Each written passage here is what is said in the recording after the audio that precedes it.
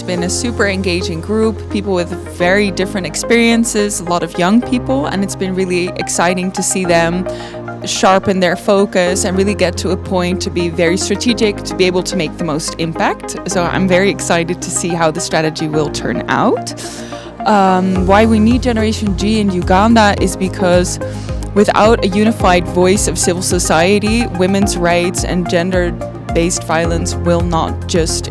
improve or be eradicated. Like, we need a unified voice of civil society, and these are groups with very different experiences, including a youth group, that will definitely make a difference if they join their forces and work together. I was surprised really to see that there are really men engaged to gender issues, because when we are talking about gender, there are some people just to think this is a problem of women. No.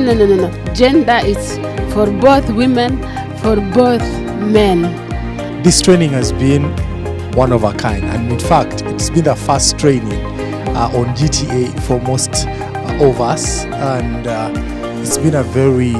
eye-opening training that dives into how to get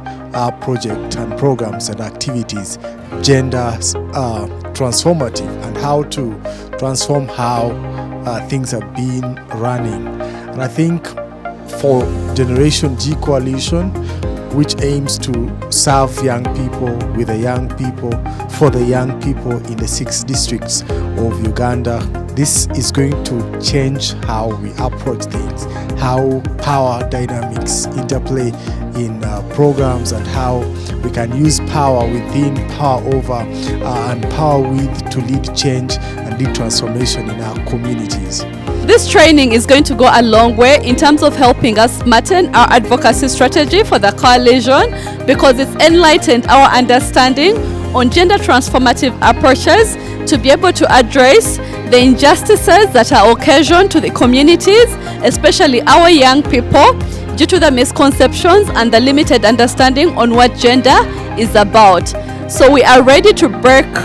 the spaces, the ceilings that have limited our smart advocacy by utilizing the information that we've received in the 4 days training to come up with strategic advocacy interventions while engaging with the media, while engaging with the communities, while engaging with the policy makers and leaders within our spaces, so that we're able to develop a close collaboration and working relationship that will see us address the gender injustices within our communities, especially while focusing on young people, and that is by empowering them to be able to demand, to account, but also be the agents of voices of change in advancing a gender just and violence-free society that is encompassing and all-inclusive of all young people in their diversities. After this training, I think the young people are going to, they learn, and also they are going to implement, especially within their community in the district where they implement the program. But also we think of seeing some policies and laws change or involve or include young people, especially when it's becoming to other working on the gender issues and the gender norms, but also culture, but also like the voice of the young people to be heard in this program. I think most of the discussion on gender issues, gender continuum, and working with young people, we believe that the young people are the future of this country or in this continent, but also globally. But when they start seeing things differently and they get involved, so we can see that there is a future, and especially within this project, and the project is involving them and engaging them. This training has bettered my understanding of the different norms, of the different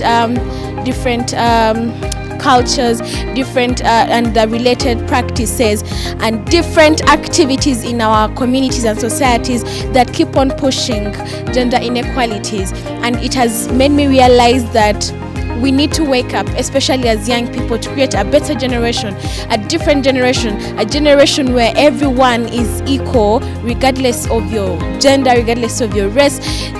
regardless of your beliefs and your values, where you are heard, where you are listened to. And also it starts it starts with us as individuals. For me, this training has been an amazing training. I feel the gender transformative approaches have been broken down in a way, in a more simplified way that can help anyone really implement, but most importantly, the strategies we have learned on how to reach out to young people. Most of the times we focus on the negative side, but we neglect the positive side, not knowing that actually providing solutions is the way to go. So through values-based messaging, I have really learned that the world needs solutions. For me, this training was really like a bulb lit in my head. It was very informative, it was very engaging, and it really was such a timely thing to talk about, gender transformative approaches and rights, because we're at a time where this is largely what we're talking about, at a time when we're fighting for equality, at a time when we're pushing for sustainable development goals and everything, and we know that where there lies power, then there can lie change and transformation. So it's important to see that power is shared, that power is available for everybody, so that then everybody can be able to experience transition and transformation in their lives, that we can experience transformation in our economy and in so many different things. And I'm really excited to be able to go out there and share with more people what I think gender transformation means, what it can help them achieve, and to really incorporate it in our agenda and advocacy and everything that we do.